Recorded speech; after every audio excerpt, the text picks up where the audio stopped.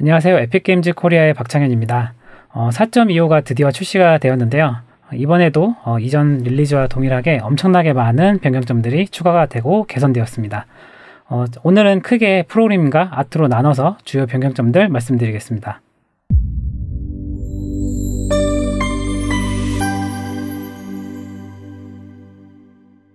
프로그래머 분들을 위한 주요 변경점 안내 드리겠습니다. 이번 4.25에도 굉장히 많은 변경사항이 있는데요. 그중 꼭 알아둬야 하는 주요 변경점을 꼽아보았습니다. 언리얼 엔진의 메모리 사용량이 줄고 GCH가 개선되었습니다. 블루프린트를 통해 변수나 함수를 생성하시면 내부적으로 U 프로퍼티가 생성이 되는데요. 이 U 프로퍼티를 F 프로퍼티로 변경하는 리팩토링을 진행했습니다. 이로 인해서 엔진 내 전체 U 오브젝트 수가 줄어들어서 가비지 컬렉션 성능이 개선되었고, 또 인스턴스 생성에 걸리는 시간도 줄어 엔진 시동 시간이 짧아졌습니다. 게임에 따라 다르지만 저희가 내부적으로 테스트했을 때는요, 게임 메모리도 한 30메가 정도 절약할 수 있었고요. GC 성능도 약 15% 정도 아낄 수 있었습니다. 또 쿠킹된 게임에 대해서 내부적으로 링커 익스포트 테이블이라는 걸 저희가 관리를 하고 있는데요. 이 테이블 크기가 작아져서 전체 패키징 사이즈도 약 30MB 정도 아낄 수 있었습니다.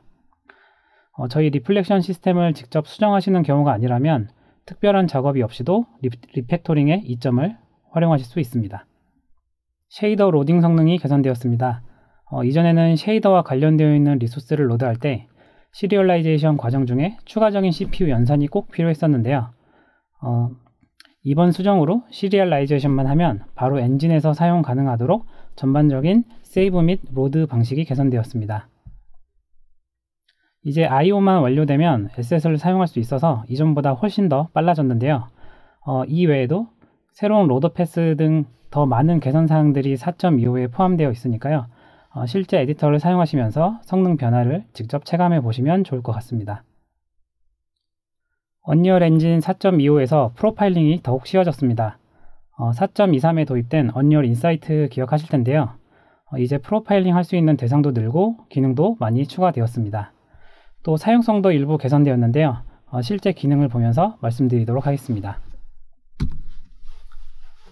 네, 먼저 애니메이션 인사이트라는 것이 추가되었는데요. 샘플 프로젝트를 하나 띄워놓고 말씀을 드리도록 하겠습니다.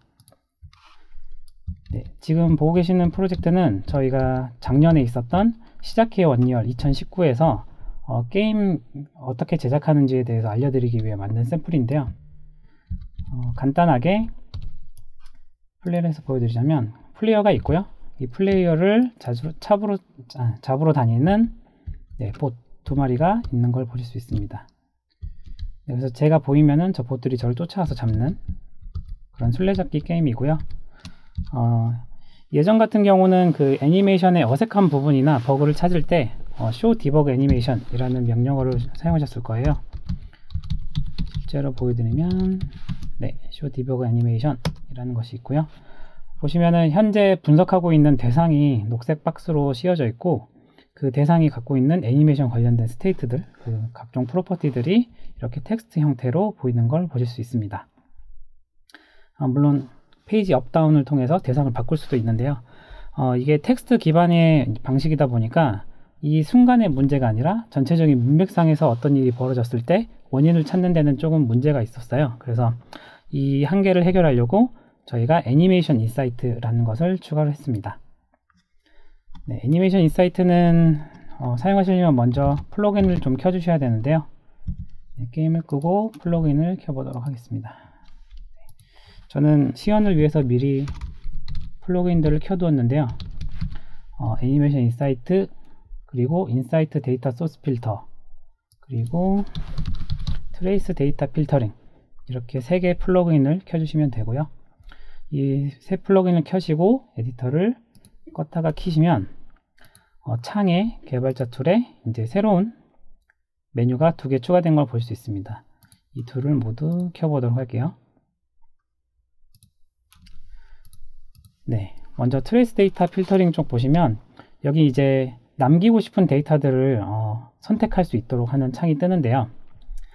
먼저 제가 로그, 프레임 정보, 그리고 애니메이션 정보, 오브젝트 정보 뭐 이런 걸 남기고 싶다라고 하면 필요한 것들을 이렇게 다 클릭해서 켜주시면 되고요. 저희가 애니메이션 쪽은 미리 보실 수 있도록 엔진 프리셋이라는 걸 미리 제공을 하고 있어요. 그래서 엔진 프리셋을 누르시면 네, 저희가 지정한 뭐 프레임 정보, 애니메이션 정보, 오브젝트 정보 이런 것들이 자동으로 켜지는 걸 보실 수 있습니다. 그래서 애니메이션 프리셋을 선택한 다음 애니메이션 인사이트로 가보면 지금 프레임 정보가 쭉쭉쭉쭉 나오는 거 보실 수 있고요. 아직 애니메이션 정보는 없는데요. 이제 게임을 한번 켜봐서 실제 남는 데이터들을 확인해 보도록 하겠습니다. 네, 보시면 지금 애니메이션과 관련된 정보들이 쭉 새겨지는 걸 보실 수 있을 거예요. 그래서 이걸 보시면 현재 트랙을 보면 여러 가지 정보들을 보실 수 있는데요. 뭐 애니메이션, 포즈, 커브, 블렌드 웨이트 등등 이렇게 보실 수 있고요. 각 트랙별로 선택하셔서 우클릭하시면 어떤 정보를 담고 있는지에 대한 프로퍼티도 확인하실 수 있습니다. 그래서 뭐 예를 들어 블렌드 웨이트 같은 경우 내가 이 타임라인 쪽에 특정 지점을 컨트롤 누르고 선택을 하시면 그 지점에 있는 이제 정보들을 우측에 패널에서 쭉 보여주시는 걸 보실 수 있고요. 이 컨트롤 누른 채로 좌우로 드래그를 하면 현재 그 지점에서, 그러니까 그 당시 그 지점에서 어떤 프로퍼티가 어떤 값을 갖고 있는지를 이렇게 쭉 훑으면서 보실 수가 있습니다. 이걸 통해서 그 당시에 어떤 값 때문에 문제가 있었구나 라는 거 이런 걸 찾아내기가 편하게 되어 있고요. 저희가 제공하고 있는 기능 중에 또 트레이스 소스 필터링 이라는 게 있는데요. 이거는 앞서 트레이스 데이터 필터링은 어떤 정보들을 남길 것이냐에 대한 것이었다면 여기 트레이스 소스 필터링은 어떤 액터에 어떤 컴포넌트에 대해서 데이터를 볼 것이냐에 대한 거라고 생각하시면 돼요. 그래서 제가 미리 필터를 2개를 추가를 해놨어요. 여기는 플레이어랑 그리고 술래, 봇에 대해서 각각을 선택해놨고요. 뭔가 이 중에서 이제 플레이어만 나는 보겠다 라고 하면 다른 정보가 아니라 이제 플레이어의 애니메이션 정보에 대해서만 쭉 남겨지는 걸 보실 수 있습니다. 그리고 추가로 뭐 봇에 대해서도 남기고 이런 것들이 가능한데요. 이 둘을 이제 저희는 여기서 조금 더 나가서 이렇게 간단한 필터들을 조합해서 논리 연산을 통해 필터를 추가하거나 필터의 기능을 확장하는 걸 가능하게 했습니다. 그래서 이 경우는 플레이 온리와 봇 온리 둘 다 이제 남기는 설정을 한 거고요. 또 시각화 기능도 제공하는데요. 만약에 액터 필터링에 대해서 시각화를 하겠다라고 하면 엔진에서 지금 필터를 통과하는 대상은 녹색으로, 그리고 필터를 통과하지 못하는 대상은 빨간색으로 이렇게 시각화해서 보여주는 걸 볼 수 있습니다. 시각화 쪽에서 뭐 필터를 통과하는 액터만 켜거나 뭐 통과하지 않는 필터를 그리거나 이런 것들도 추가할 수 있으니까요. 그리고 필터를 저장하는 것도 가능합니다. 그래서 이제 이걸 통해서 애니메이션을 분석하고 디버깅 하는데 훨씬 더 편하게 하실 수 있도록 하는 기능이 애니메이션 인사이트인데요. 뭐 참고로 더 말씀드리자면 저희가 트레이스 하는 데이터들을 하드디스크에 지금 저장을 하거든요. 그리고 이 트레이스 되는 대상 자체가 굉장히 많으면 트레이스 하는 것 자체만으로도 부어가 좀 걸릴 수도 있긴 해요. 그래서 액터 필터링, 그리고 아까 말씀드린 어떤 정보를 남길 것이냐에 대한 채널 필터링들을 잘 컨트롤해서 내가 원하는 것에 대한 최적의 데이터만 남겨서 사용하는 형태로 쓰시길 바랍니다. 언리얼 엔진에서 발생하는 서버와 클라이언트 간의 네트워크 통신을 분석하는 것이 더욱 쉬워집니다. 이제 네트워킹 인사이트로 언리얼 엔진의 리플리케이션 시스템에서 발생하는 패킷들을 추적할 수 있게 되는데요. 네트워크를 최적화할 때 사용하기 유용한데 어떻게 하면 사용하실 수 있는지 함께 보여드리도록 하겠습니다. 언리얼 인사이트를 사용하시려면 먼저 저희 언리얼 인사이트 프로그램을 켜주셔야 됩니다. 지금 엔진이 있는 곳에 바이너리에 win64에 보시면 언리얼 인사이트.exe가 있고요. 해당 exe를 실행해 주시면 창이 하나 뜨는데요. 이거는 기존에 제가 녹화했던 것들에 대한 그 기록들이고요. 이 상태에서 저희는 라이브 세션을 한번 녹화해 보도록 하겠습니다. 아까 저희가 봤던 프로젝트를 제가 네트워크가 가능하도록 구성을 해봤어요. 그래서 실제 독립형 게임 프로세스를 두 개 띄워서 하나는 리슨 서버, 하나는 클라이언트로 동작하게 하도록 만들었습니다. 네, 그래서 이렇게 창이 두 개 뜨고요. 둘이 네트워크가 돼서 서로 잘 반영되는 걸 보실 수 있습니다. 네, 이 상태에서 언리얼 인사이트를 보시면 여기 창을 좀 키우도록 하겠습니다. 보시면 여기 우측에 라이브 세션으로 두 개가 녹화가 되고 있는 걸 보실 수 있습니다. 이 중에서 하나를 들어가 보도록 할게요. 네, 그러면 해당 세션을 클릭하면 이제 언리얼 인사이트가 동작이 되고요.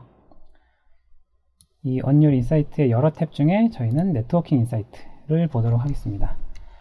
네트워킹 인사이트를 보면 이 상단에 이제 현재 주고받는 패킷이 이제 하나씩 나오는 거 보실 수 있는데요. 이 한 바가 패킷 하나를 얘기하는 거고요. 각각 패킷 인덱스가 다르죠. 그리고 이 바의 크기가 이 패킷의 크기를 나타냅니다. 그래서 해당 바를 클릭하면 해당 패킷에 이제 어떤 정보들을 주고받았는지에 대해서 전체적으로 쭉 나오는 걸 보실 수 있는데요.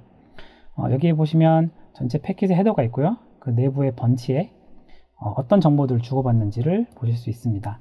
여기에 보시면 그 번치 내부에 스니크 게임의 파이널 C가 보내는 RPC 콜 이 여기 있는 거 보실 수 있습니다. 서버 무브 노 베이스라는 RPC를 하는 걸 보실 수 있고요. 뭐 그 외에 다른 것들을 눌러보면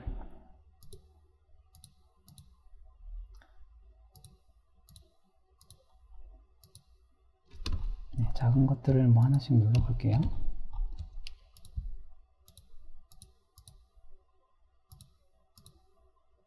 굉장히 패킷들이 많이 있고요. 지금 이 패킷들 중에서 잘 보이진 않는데 리플리케이션 하는 패킷도 있거든요. 잠시만요. 아웃고잉 쪽에 여기 아웃고잉, 그러니까 현재 그 대상이 인스턴스가 내보내는 패킷들에 대한 거고요. 여기 보시면 이 번치에서는 봇에 대해서 리플리케이션 하고 있는 정보가 있다는 걸 보실 수 있습니다. 그리고 우측에는 넷스탯이라고 현재 이쪽에 있는 그 패킷들을 어떤 영역을 지정할 수가 있는데요. 이쪽에서 해당 특정 패킷에서 이쪽 패킷까지의 전체 패킷들 중에서 발생하는 어떤 정보들의 카운트를 나타내주는 공간입니다. 그래서 특정 애들에 대해서 이렇게 하이라이트해서 보실 수 있는 것도 보실 수도 있고요. 그리고 이쪽에서는 아까 보셨겠지만 들어오는 패킷, 나가는 패킷에 대해서 컨트롤하거나 조절하실 수가 있습니다.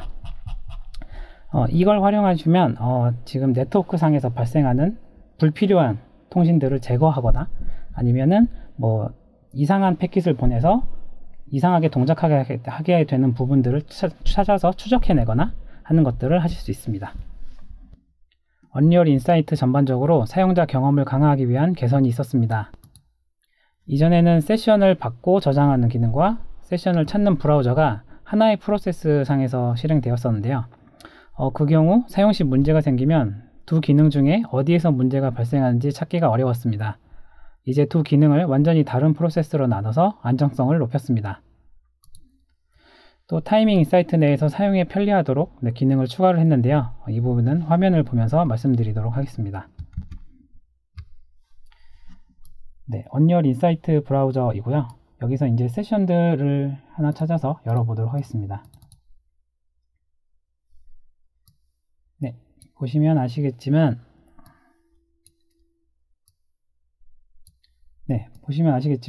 여기 세션들을 볼 수 있는 창과 이 세션들을 찾고 찾는 기능, 이 브라우저 기능과 아예 다른 프로세스로 되어 있어서 이걸 끄더라도 문제없이 동작하는 거 보실 수 있고요. 또 타이밍 인사이트에서 말씀드리자면 타이밍 인사이트의 타이머 탭을 보시면 여기서 이제 어떤 이벤트가 발생하는지를 볼 수 있는데요. 제가 선택할 때마다 그 특정 이벤트에 대해서 하이라이트가 들어가고 나머지 부분은 딤드 처리되는 걸 보실 수 있습니다. 그래서 뭐 더블 클릭으로 켜고 끄고 하는 것들이 가능하고요. 그리고 카운터 쪽에서는 현재 어떤 스탯들이 발생했을 때 그 스탯에 대한 현재 숫자를 기준으로 매 프레임 그 어떤 수를 가지고 있는지에 대해서 그래프로 보여주도록 되어 있습니다. 그래서 전혀 연관성이 없어 보이는 카운터들을 조합해서 얘네들이 어떤 문제가 있구나 라는 걸 찾아내실 때 사용하시기가 좋은 기능입니다. 네, 플랫폼 관련해서 변경점들도 있는데요. 네, 하나씩 말씀드리도록 하겠습니다. 먼저 모바일 플랫폼 관련해서 프로그래머 분들이 보셔야 할 변경점입니다. 첫 번째로 모바일 플랫폼의 피처 레벨의 변화가 발생했습니다. 4.24에서 오픈GL ES 2.0과 메탈 1.2의 지원 중단에 대해 말씀드렸었는데요. 이제 4.25에서 오픈GL ES 3.1과 메탈 2.0이 모바일 기본 피처 레벨이 되면서 불필요한 소스 코드도 완전히 엔진에서 제거하였습니다. 과거 다른 영상에서도 말씀드렸지만 ES 3.1과 메탈 2.0을 기본 지원하게 되면 각 플랫폼마다 지원되는 기능의 차이를 최소한으로 줄일 수 있게 되는데요. 이제 더 많은 최신 기술을 모바일 플랫폼에도 적용할 수 있게 될 겁니다. 그 중에 먼저 추가된 것은 버추얼 텍스처와 시각 적응입니다. 먼저 버추얼 텍스처는 콘솔과 사용법이 동일한데요. 프로젝트 세팅에서 버추얼 텍스처 서포트를 활성화해 주시고 런타임 버추얼 텍스처 에셋을 생성해 RVT 머티리얼을 만들어 사용하시면 됩니다. 자세한 내용은 이곳 문서 페이지 글을 참고하시면 좋을 것 같습니다. 다만 아이폰 8 이상 그리고 오픈GL ES 3.1과 불칸을 지원하는 기기가 필요하고 디바이스에서 실시간으로 텍스처를 압축하는 기능이 아직 존재하지 않아서 현재는 런타임 버추얼 텍스처 사용 시 기대보다 메모리를 한 4배 정도 더 많이 사용하는 게 있긴 합니다. 그래서 디바이스 제약이 있긴 하지만 고사양 혹은 고퀄리티를 추구하는 제품에서는 사용하시면 좋을 것 같습니다. 또 모바일에서 시각 적응이 지원되면서 고퀄리티 게임을 만들거나 PC 콘솔용 고퀄리티 게임을 모바일로 포팅하거나 하실 때 훨씬 더 편리해졌는데요. 이 기능을 모바일에서 사용하시려면 몇 가지 콘솔 변수를 확인해 주셔야 합니다. 네, 모바일 HDR 그리고 R.I Adaptation Quality 그리고 R.Mobile.I Adaptation 기본적으로는 이 세 세팅들은 다 켜져 있어서 바로 사용하실 수 있고요. 저사양 디바이스를 위한 안드로이드 로우 디바이스 프로파일의 경우에만 R.I Adaptation Quality가 0으로 되어 있으니까요. 사용하실 때 주의하시기 바랍니다. 먼저 iOS와 iOS 각 플랫폼별로 개선 사항도 있습니다. 먼저 안드로이드의 주요 변경점을 말씀드리도록 하겠습니다. 구글에서 새로운 앱 제출 방식인 안드로이드 앱 번들을 발표했었는데요. 언리얼 엔진 4.25에서 지원을 시작합니다.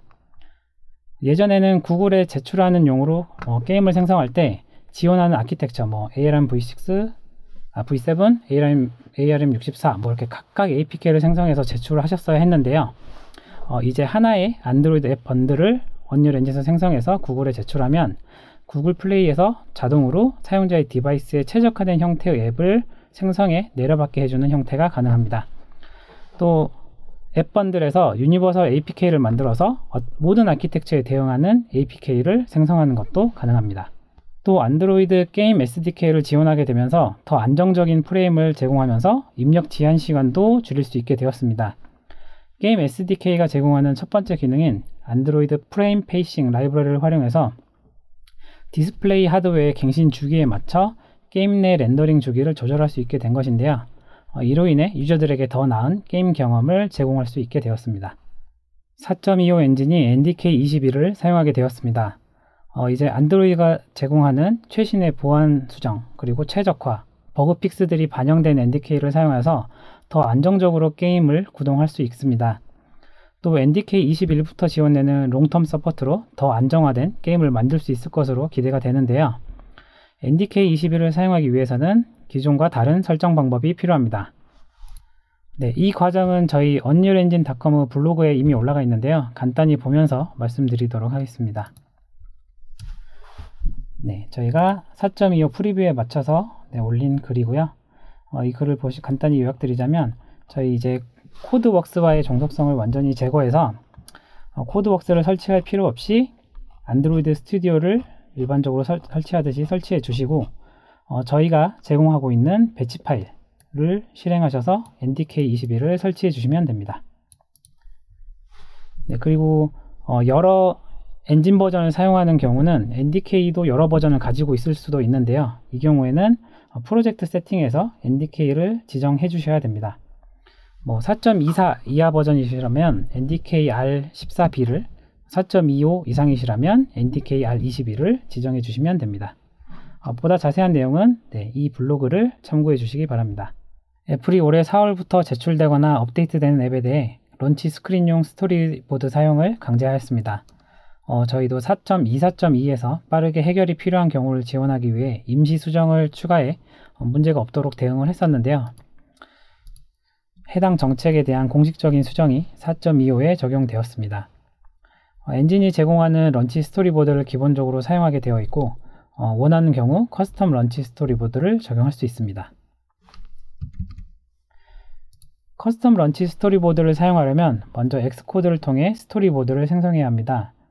엑스코드의 파일에서 뉴 파일을 추가하시면 런치 스크린이라는 파일을 생성하실 수 있는데요. 이곳에 띄어쓰기 없이 런치 스크린.스토리보드라는 파일을 생성해서 원하는 형태로 스토리보드를 구성하시면 되고요. 이 스토리보드 파일을 그대로 복사해서 프로젝트나 엔진에 위치시켜 주시면 됩니다.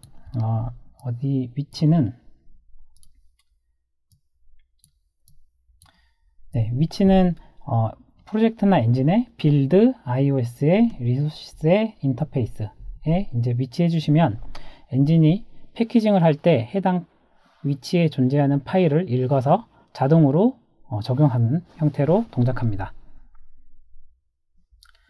4.25의 플랫폼 주요 개선 사안 중 하나입니다. 이제 소니 PS5와 마이크로소프트의 엑스박스 시리즈 X 콘솔로 게임을 제작하실 수 있습니다. 아직 초기 단계이지만 이미 현세대 기기와 동일한 기능을 제공하고 있고 또 차세대 콘솔의 특징인 몰입감 높은 오디오 시스템 그리고 엄청나게 빠른 로드 타임을 지원하고 있습니다. 그리고 차세대 콘솔용 온라인 서브 시스템과 TRC, XR 인증도 기본적인 지원을 시작했습니다. 언리얼 엔진의 오디오 엔진에 개선이 있었습니다. 이제 더 리얼한 음향 효과를 만들 수 있게 되었는데요. 먼저 컨볼루션 리버브는 실제 세계의 소리를 기반으로 가상 공간의 반향을 시뮬레이션하는 방법입니다. 콘서트홀처럼 닫혀있는 공간의 소리를 녹음한 다음에 직접 제작한 다른 사운드와 섞어서 실제 닫힌 공간에서 들리는 것처럼 소리를 만들어내는 것인데요. 영상 제작 분야에서는 스튜디오에서 녹음하는 폴리에 현장 녹음된 소리가 갖고 있는 특성을 더해서 리얼한 소리를 만드는 데 사용되는 기술로 이제 언리얼 엔진에서 지원을 시작합니다. 인다이렉트 라이팅에 관심이 있으신 분들은 이 구면조화 함수 관련된 그림이 익숙하실 텐데요. 소리에 대해서도 저희 언리얼 엔진이 PRT와 비슷한 접근을 취해서 더 리얼한 공간화 사운드를 얻을 수 있도록 오디오 엔진이 개선되었습니다. 현장에서 사운드 필드를 녹음할 수 있는 특별한 기기를 사용해서 녹음을 하고 이를 엔진에 올려서 사운드 필드를 일종의 사운드 스카이박스처럼 사용할 수 있게 하는 기능인데요. 음원과 청취자의 위치를 기반으로 사운드를 제공하여서 기존 서라운드 사운드 대비 훨씬 더 몰입감 있는 사운드를 제공할 수 있게 됩니다. 여기서 소개해드리진 않았지만 언리얼 엔진 4.25에 정말 많은 개선사항이 있으니까요. 출시 노트를 꼭 확인해 주시고요. 에픽 라이브도 잊지 않고 챙겨주시기 바랍니다. 감사합니다.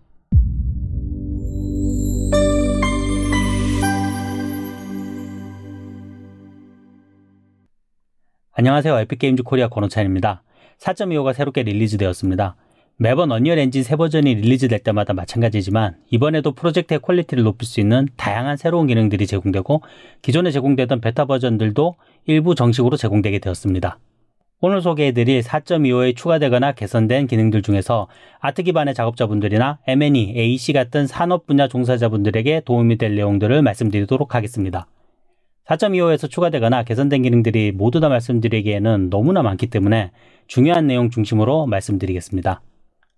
그러면은 아트툴 관련해서 어떤 부분이 개선되고 추가되었는지 먼저 이야기해 보도록 하겠습니다.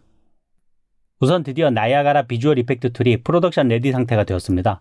포트나이트 같은 게임 프로젝트에서부터 TV나 영화를 위한 버추어 프로덕션까지 다양한 시나리오에서 수많은 테스트를 해왔고, 이를 통해 성능과 확장성이 크게 개선되어 이제는 공식적으로 제품 개발에 사용하셔도 될 정도의 퀄리티와 안전성을 확보하였습니다. 동시에 다수의 새로운 기능도 추가되었습니다. 우선 파티클 어트리뷰트 리더 인터페이스를 통해 각각의 파티클의 정보에 직접 접근이 가능해졌습니다. 이미터 자체 파티클뿐만이 아니라 같은 나이아가라 시스템 내 다른 이미터가 생성한 파티클에도 접근을 할 수 있는데요. 이를 통해 무리의 움직임이나 거리 제한을 통한 효과들, 트레일 등의 이펙트에서 개별 파티클 자체의 값을 이용해서 파티클을 제어하는 것이 가능해졌습니다. 오디오 오실로스코프 인터페이스와 오디오 스펙트럼 데이터 인터페이스도 추가되었는데요. 이런 그대로 이 인터페이스들은 나이아가라 시스템이 웨이브 형태의 오디오 신호에 직접 접근하거나 사운드의 주파수별 크기에 따라 변하는 시각화를 만들 수 있게 해줍니다. 아주 낮은 딜레이와 아주 작은 퍼포먼스 비용으로 말이죠. 지금 이 영상이 바로 오디오 오실로스코프 인터페이스와 오디오 스펙트럼 데이터를 이용해서 만든 그래픽 이퀄라이저입니다. 보시다시피 다양한 방식으로 웨이브 파일을 시각화하는 것이 가능해졌습니다. 나이아가라의 제작 공정과 관련해서도 몇 가지 기능이 확장되거나 추가되었습니다. 우선 플랫폼별 특성이나 성능에 따라 나이아가라 이펙트를 일괄적으로 관리할 수 있도록 나이아가라 이펙트 유형 에셋과 플랫폼별 퍼포먼스 설정 기능이 추가되었습니다. 또한 이미터에 상속받을 부모를 변경하는 것도 가능해졌습니다. 이렇게 클래스의 부모를 변경하는 경우에는 높은 확률로 기능에 문제가 발생할 가능성이 있는데요. 이 경우에도 전혀 문제가 없도록 언리얼 엔진에서 필요한 기능을 자동으로 자식 이미터에 추가해주기 때문에 디자이너들도 쉽게 이 기능을 사용하는 것이 가능합니다.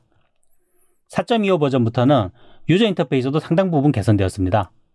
우선 스코프라고 하는 일종의 시각적 인터페이스 모델이 추가되었습니다. 이 스코프를 통해 모듈 내에서 파라미터 정보가 어떻게 흘러갈지를 시각적으로 확인하는 것이 가능하게 되었는데요.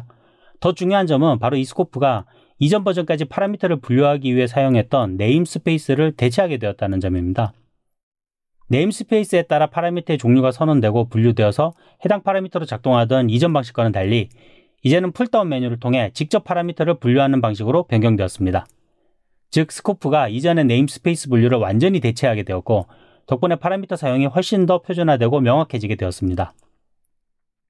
또한 파라미터 분류에 네임스페이스가 빠지게 되면서 여기에 맞춰 나이아가라 스크립트 에디터의 파라미터 패널 UI도 개선되었습니다. 마지막으로 나이아가라 에디터에 스크래치 패드가 추가되었는데요. 이전에는 모듈이나 다이나믹 입력을 별도의 나이아가라 스크립트 에디터에서 생성한 뒤에 나이아가라 시스템이나 이미터에서 사용했어야 했습니다만 4.25부터는 이 스크래치 패드를 이용하면 실시간으로 이미터 에디터에서 모듈이나 다이나믹 입력을 만들고 확인할 수 있게 되었습니다. 4.25 버전부터 포트나이트에 실제 적용된 카오스 버전을 제공합니다. 현재 카오스 물리 시스템은 4.25에서 다음의 기능을 제공하고 있는데요. 광활한 환경에서 실시간으로 시네마틱 퀄리티의 파괴 시뮬레이션을 가능하게 해주는 디스트럭션, 씬에서 다이나믹 오브젝트들 간의 충돌을 처리하는 스태틱 메시 다이나믹, 옷이나 천들의 자연스러운 움직임을 위한 클로스, 스트랜드 기반의 물리적으로 정교한 모발 움직임을 재현하는 헤어, 비실사 캐릭터의 포니테일이나 체인같이 본을 시뮬레이션하는 리지드 바디 스켈레탈 컨트롤, 그리고 장면 내에서 트레이스를 실행하는 씬 쿼리 등이 바로 그것입니다. 이번 포트나이트 적용을 통해 한층 더 빠르게 기능의 개선과 안정화가 이루어질 예정입니다. 이번 4.25 버전부터는 나이아가라와 함께 레이트레이싱 기능도 베타를 벗어나 프로덕션 레디 상태로 전환되었습니다. 그동안 MN이나 AC 분야에서 리얼타임 라이팅을 위해 레이트레이싱 기능이 절실하게 필요하였는데요. 드디어 언리얼 엔진에서 레이트레이싱을 정식으로 제공하게 되었습니다. 또한 몇 가지 기능도 추가되었는데요. 나이아가라 파티클 메쉬를 CPU 파티클, GPU 파티클에 상관없이 지원하게 되었고요. 또 뒤에서 언급하겠지만 이번에 추가된 애니소트로픽 쉐이딩 모델을 지원하게 되었습니다. 또한 개선된 클리어 코트 쉐이딩 모델에서도 레이트레이싱 적용 시에 퀄리티가 크게 향상되었습니다. 이번에 레이트레이싱이 정식으로 제공되게 되었는데요. 물론 앞으로도 안전성과 퍼포먼스를 현재와 같이 유지하면서 지속적으로 새로운 기능을 추가하고 기존 기능들을 개선해 나갈 예정입니다.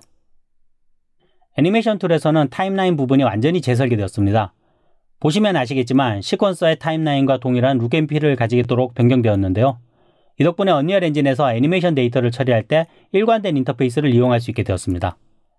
애니메이션 압축 자극 공정도 개선되었는데요. 기존 버전까지는 애니메이션 시퀀스 에셋의 압축에 관한 설정을 하드코딩하여 에셋에 저장하였지만 4.25 버전부터는 본 압축 에셋이라는 새로운 유형의 에셋을 참조하게 되었습니다. 기본 제공되는 압축 코덱 외에도 프로젝트에 따라 필요한 다양한 압축 코덱을 엔진에 추가하여 사용하는 것이 가능해졌습니다. 이를 통해 애니메이션 작업에서 유연성과 생산성을 높일 수 있게 되었는데요. 예를 들어 시네마틱을 위해 다수의 애니메이션을 설정해야 되는 경우를 가정해보면 4.25 버전부터는 본 압축 에셋을 생성한 뒤에 시네마틱에 적합한 압축 설정을 하고 애니메이션 에셋들의 압축 설정에 이 본 압축 에셋을 지정만 하면 됩니다. 이전에는 애니메이션 에셋들에 일일이 필요한 코덱을 설정하거나 각각 수정해야 했지만 이제는 코덱을 변경하거나 설정을 수정해야 할 때 개별 애니메이션 에셋을 일일이 수정할 필요 없이 그냥 시네마틱 본 압축 에셋만 수정하면 모두 일괄 적용되게 되니 훨씬 애니메이션 관리 비용이 낮아지게 되는 거죠. 우선 엔진에서 애니메이션 파일을 한번 볼까요? 앞서 말씀드린 것처럼 타임라인 부분이 시퀀서처럼 변한 것을 알 수 있습니다. 또한 이렇게 커브 편집을 해도 시퀀서의 커브 에디터가 나오는 것을 볼 수 있죠. 본 압축 에셋도 한번 만들어 보겠습니다. 만드는 법은 굉장히 간단한데요. 컨텐츠 브라우저에서 오른 버튼 클릭하시고 애니메이션, 본 압축 세팅을 선택하시면 이렇게 에셋이 만들어집니다. 더블 클릭으로 열어보시면 이렇게 코덱을 추가할 수 있고요. 기본적으로 기존의 언리얼 엔진에서 제공하는 코덱들을 선택할 수도 있지만 추후에 외부 코덱을 플러그인 형태로 추가해서 여기서 선택하는 것도 가능합니다. 적용도 굉장히 간단한데요.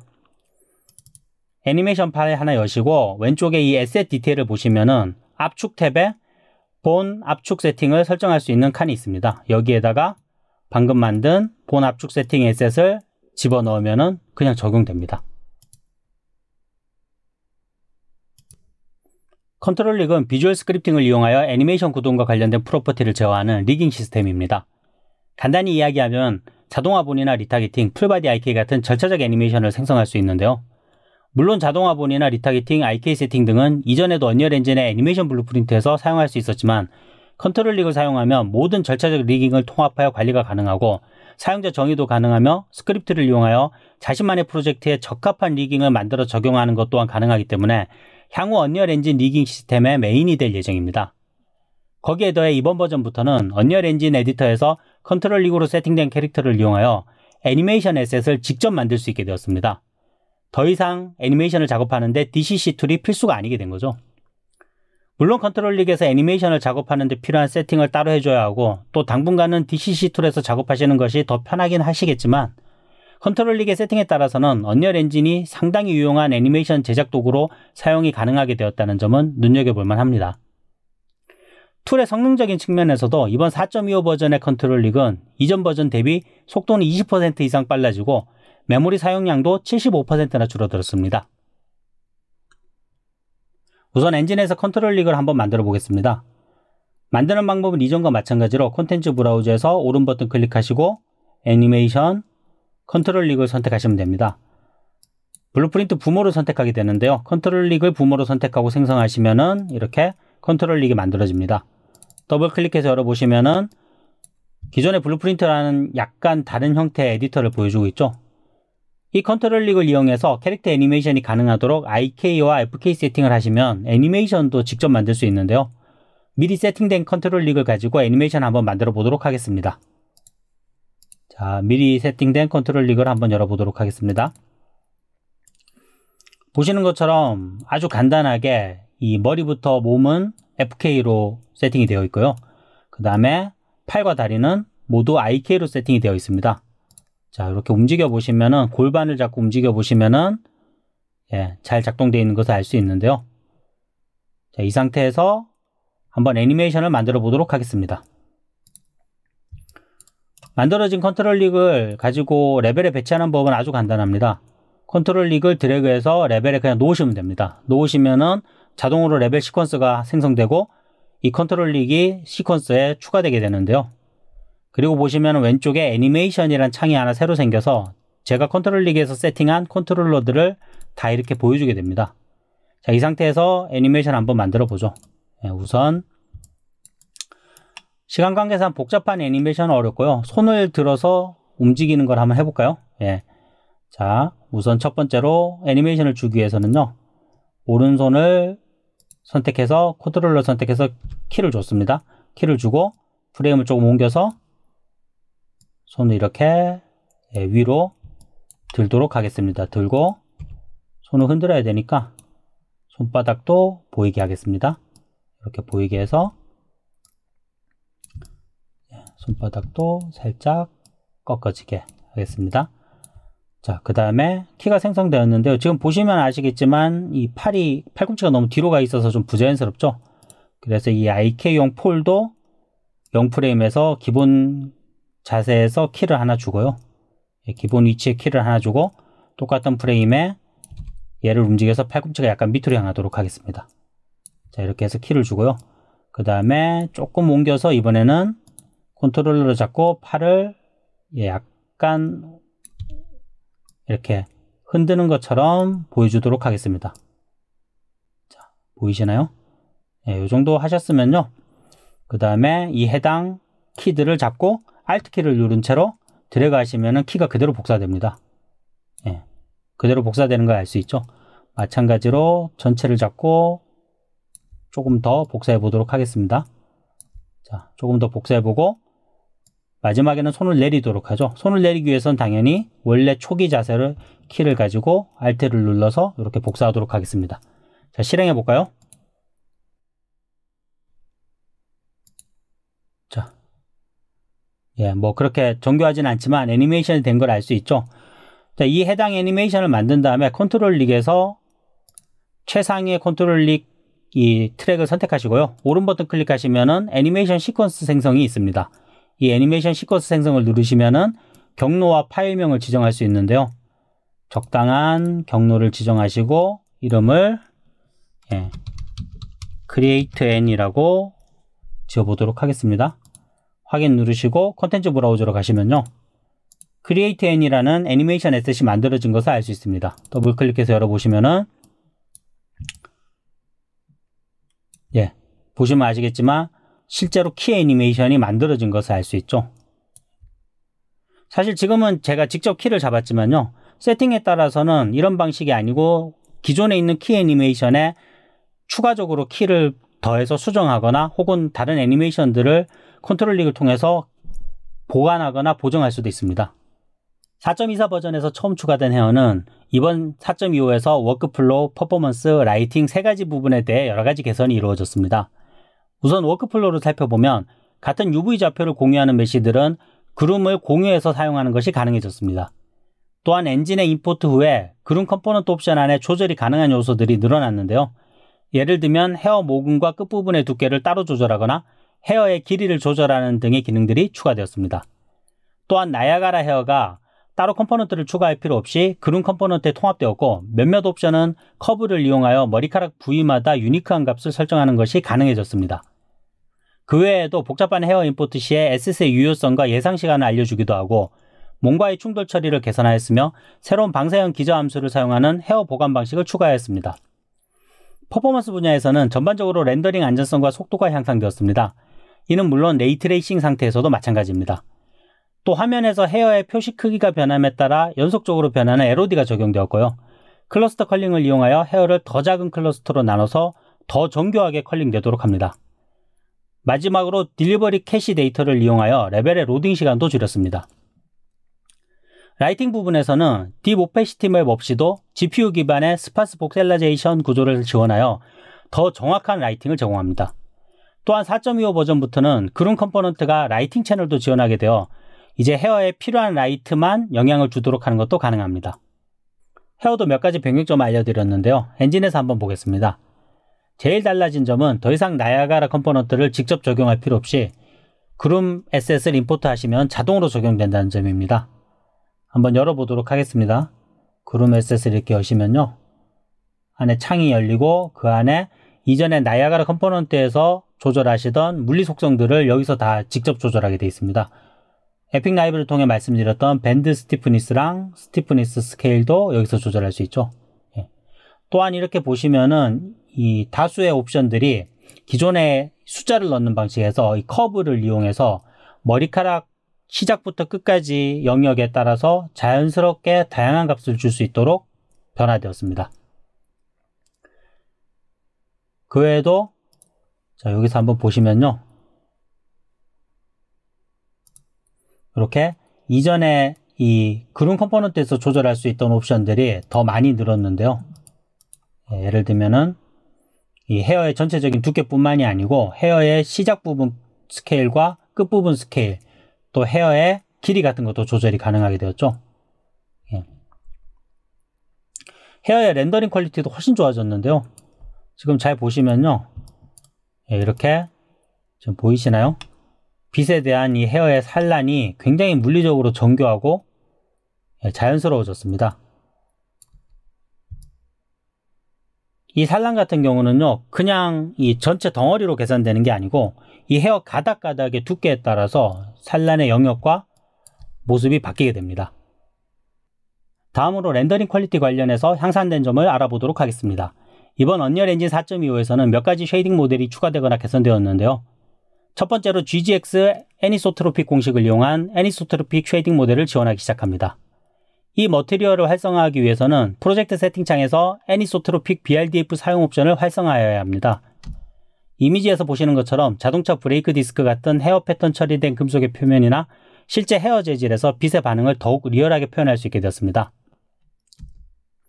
두 번째는 물리 기반의 반투명 쉐이딩 모델인 신 트랜슬루선트를 추가하였습니다. 이 쉐이딩 모델을 이용하면 유리를 통과하거나 반사되는 빛을 물리적으로 정확하게 계산하여 단일 패스에서 렌더링할 수 있게 됩니다. 덕분에 이전 버전의 반투명 재질보다 더 높은 퀄리티와 퍼포먼스를 더 간단한 제작 공정을 통해 만들어낼 수 있게 되었는데요.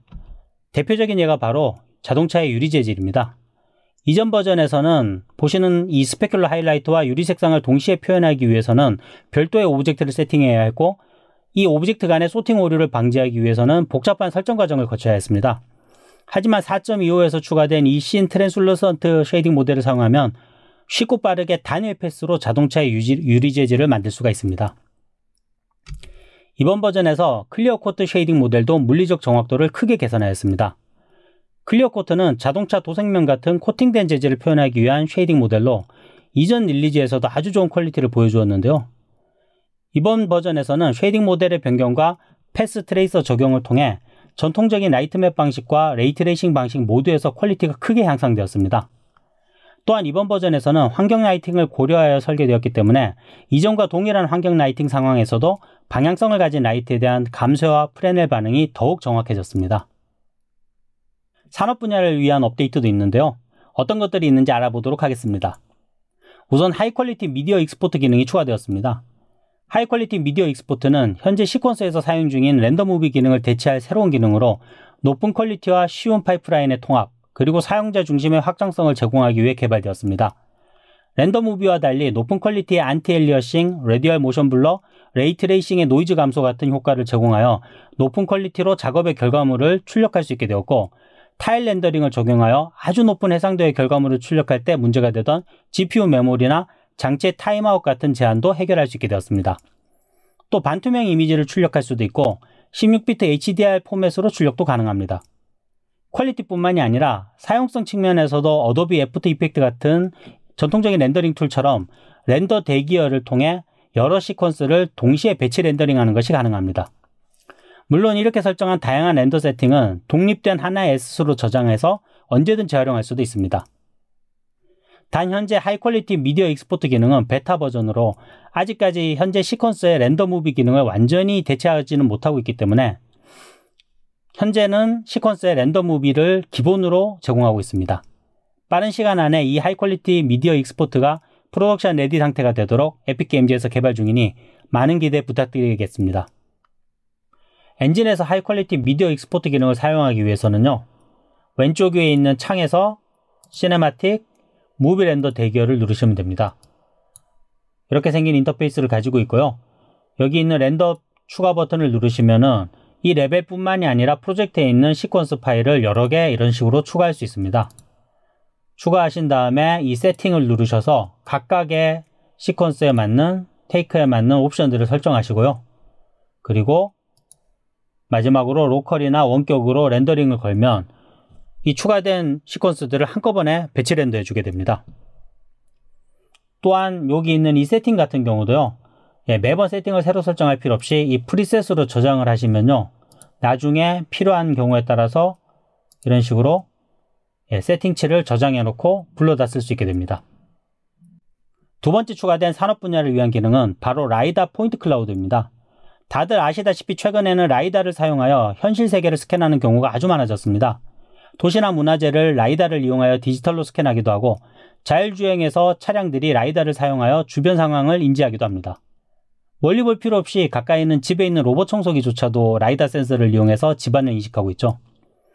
이렇게 축적된 수많은 레이저 스캔 데이터들을 이용하여 쉽고 빠르게 현실 세계를 시각화하기 위해 에픽게임즈는 마켓플레이스를 통해 라이다 포인트 클라우드라는 플러그인을 제공하고 있었는데요.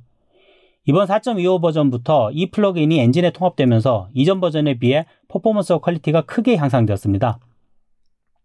기능들을 간단히 살펴보면 당연히 산업군을 위한 기능인 만큼 산업군에서 사용되는 ASCII 파일 포맷이나 RAS 파일 포맷을 포함한 몇 가지 범용 클라우드 포인트 포맷들을 지원합니다. 또 미리 콘텐츠 브라우저에 임포트할 수도 있지만 제공되는 블루프린트 API를 이용하여 임포트, 클라우드 빌드, 포인트 추가 등의 작업을 런타임으로 실행하는 것도 가능합니다. 물론 임포트는 비동기 방식으로 데이터 로딩 중에도 엔진을 계속 사용할 수 있습니다. 다이나믹 섀도우를 지원하여 높은 퀄리티의 지형을 시각화하는 것이 가능합니다. 파일로부터 데이터 주문형 스트리밍과 GPU 스트리밍을 지원 가능하고 다이나믹 LOD도 지원하기 때문에 높은 퍼포먼스를 유지할 수도 있습니다. 물론 다이나믹 LOD와 함께 포인트들에 대한 우선순위 지정도 가능해서 시각적 퀄리티 역시 높은 수준으로 유지할 수 있습니다. 언리얼 엔진의 에디터에서 개별 포인트에 대한 숨김, 삭제, 병합과 같은 간단한 편집 기능을 제공하기 때문에 필요에 따라 지형의 수정도 가능하고 포인트 데이터로부터 콜리전 메쉬를 생성하거나 혹은 포인트 대신에 아예 스태틱 메쉬로 변화도 가능하여 다양한 방법으로 스캔된 지형 데이터를 사용할 수 있습니다. 에픽게임즈에서는 라이다 포인트 클라우드 관련해서 샘플을 제공하고 있는데요. 샘플을 다운받으시기 위해서는 인터넷 브라우저나 에픽게임즈 런처의 마켓플레이스에서 라이다로 검색하시면 됩니다. 그러면 이렇게 플러그인과 샘플이 있는데요. 4.25에서는 이 플러그인이 통합되어 있기 때문에 샘플만 받으시면 됩니다. 받으신 샘플을 이렇게 열어보시면요. 포인트 클라우드 에셋을 볼 수 있는데 기본적으로 간단하게 색깔을 입힐 수 있는 기능이 미리 구현되어 있습니다. 선택하시고 디테일 창으로 가셔서 어피어런스를 보시면요. 컬러 소스에 이런 식으로 단색을 집어넣을 수도 있고 위치나 높이에 따라서 색으로 정보를 표시할 수도 있습니다. 또한 원래 처음 스캔될 때 그 각 포인트의 색깔을 이렇게 보여줄 수도 있습니다. 해당 에셋을 더블 클릭해서 열어보시면요. 이렇게 언리얼 엔진 내에서 에디터가 보이는데요. 이 안에서도 아까 말씀드렸듯이 에디트 모드를 통해서 이렇게 숨기거나 삭제하거나 합병하거나 혹은 충돌체를 만들거나 스태틱 메쉬로 변환이 가능합니다. 또한 특이하게 이 플러그인을 활성화시키시면요. 엔진에서 EDL이라는 쉐이딩 모델을 제공하는데요. 아이돔 라이팅이라고 해서 지금 이렇게 잘 보시면은 이 외곽선을 조금 더 직관적으로 볼 수 있게 해주는 테크닉입니다. 기본적으로 포스트 프로세스에서 포스트 프로세스 머티리얼을 이용해서 구현되고요. 구현 자체는 이미 엔진에서 제공하고 있습니다. 어디서 찾으실 수 있냐면요. 콘텐츠 브라우저의 뷰 옵션을 가셔서 여기 있는 개발자 콘텐츠 밑에 있는 엔진 콘텐츠 표시와 플러그인 표시를 키신 다음에요. 왼쪽에서 여기서 라이다로 검색하시면은 여기 라이다 포인트 클라우드 콘텐츠가 있습니다. 이 안에서 EDL로 검색을 하시면은 이런 식으로 두 가지 포스트 프로세스 머티리얼이 있고요. 더블 클릭해 보시면 어떤 내용인지 아실 수 있습니다. 실제로 이게 지금 적용되어 있는 이미지인데요. 적용이 안 돼 있는 경우를 한번 보여드리도록 하겠습니다. 적용이 안 된 상태는 바로 이런 상태입니다. 이런 상태고 적용이 되면은 보시다시피 이 외곽선이 진해져서 형태를 조금 더 쉽고 직관적으로 알 수 있게 해줍니다. 이상으로 언리얼 엔진 4.25에서 추가된 아트 툴과 렌더링 그리고 산업 분야에서 이용하실 만한 기능들을 살펴보았습니다. 이번 4.25는 특히 나이아가라와 레이트레이싱 기능이 베타를 벗어나 정식으로 서비스된다는 데 큰 의미가 있다고 생각합니다. 양쪽 모두 게임뿐만이 아니라 MN이나 AEC에서 리얼타임 렌더링을 도입하는 데 필수적인 기능이기 때문이죠. 또 다양한 산업 분야에서 더욱 쉽고 빠르게 시각화하실 수 있도록 물리적으로 정확한 새로운 쉐이딩 모델들을 추가하고 동시에 이미 높은 퀄리티로 제공되고 있던 기존 쉐이딩 모델들도 개선하였으며 새로의 라이다 포인트 클라우드 포맷을 지원하기도 하였습니다. 그 외에도 컨트롤 리그를 이용한 애니메이션 제작과 배치 렌더가 가능한 하이 퀄리티 미디어 익스포트 등을 통해 프로젝트 제작 공정이 더욱 효율적이 되도록 지원하고 있습니다. 이 외에도 여기서 언급하지 못한 다양한 기능들이 추가되거나 개선되었으니 여러분들의 프로젝트에 유용한 기능들을 놓치는 일이 없도록 언리얼 엔진 4.25의 릴리즈 노트를 확인해 보시길 당부드립니다. 감사합니다.